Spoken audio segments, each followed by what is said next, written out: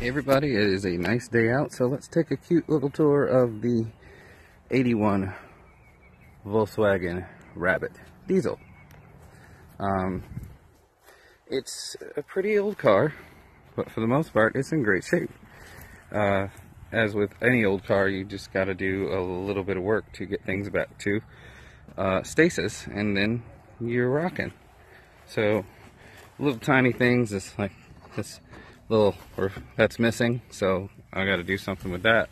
Most of the lights are in decent enough condition, but just need to be replaced, either because of cracks or because of little pieces missing like that.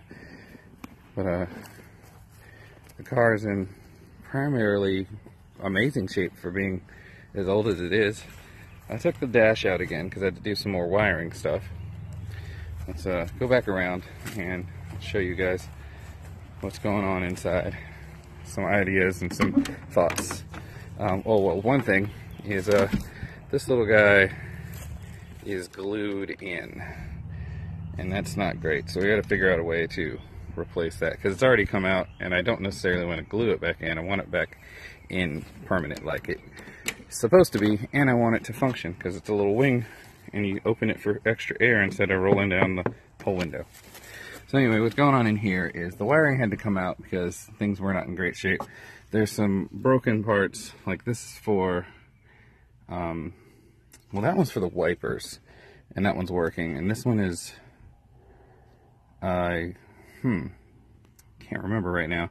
One of them has to do with turning on and off the lights. The other, I can't remember right now.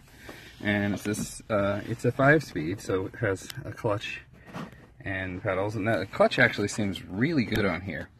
What isn't so great is that the shifter is really loose and it's easy to miss, which is probably not bad. It's probably not a big deal at slow speeds, but at higher speeds, that's probably not great. Now I'm just gonna be on the highway every once in a while, so whatever.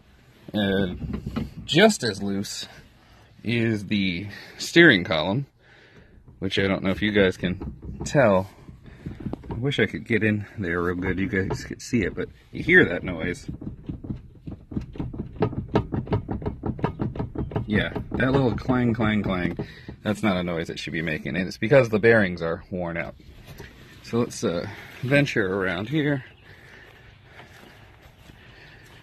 Here we are at the front of the car. Let's see if I can put the hood up without too much trouble. Ah, yes. Okay, so the hood latch is currently broken, so that doesn't close. But there's the battery in place.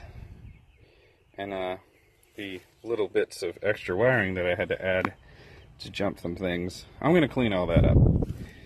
It's a diesel, as you guys heard before, so it doesn't have a lot of the bells and whistles that another car of this age would have had, possibly fuel injection and electronic ignition. This car is diesel, so it works on compression, and I'll explain that a little bit more in detail in another video, but this is the pump that supplies all of the fuel and technically keeps the engine in time. The alternator, which might get replaced, but is for now working because of a jumper wire I attached. A horn, not sure what's going to happen with that. Obviously the front of the car, where I broke the grill, and I mean, that's generally the whole car. And the wheels are in okay shape, missing a couple of bolts to put those in, but a lot of that stuff is just about replacing it and putting things together. But that's a small tour of the 81 Volkswagen Rabbit diesel, and just thought you guys might know more about what I'm doing with it. It's got the old North Carolina inspection thing on it, which I hope they let me leave on here. But other than that, that's everything I wanted to show you guys for now. So stay cool, and hopefully we'll talk more about the car soon. Don't forget my catchphrase.